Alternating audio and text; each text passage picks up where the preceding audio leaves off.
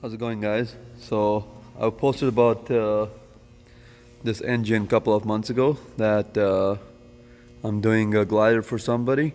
So they dropped the engine, and today we stripped a lot of stuff from this motor, as you can see. It's a Cat C15 6NZ. So the parts we took off are all here. It's in bits and pieces now. Anyways, she's looking pretty good now.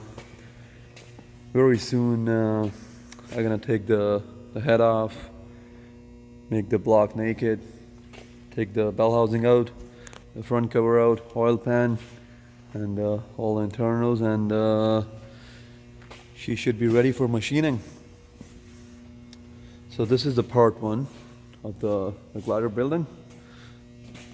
So stay tuned, people. This is gonna be a fun project. Have a good one, everybody.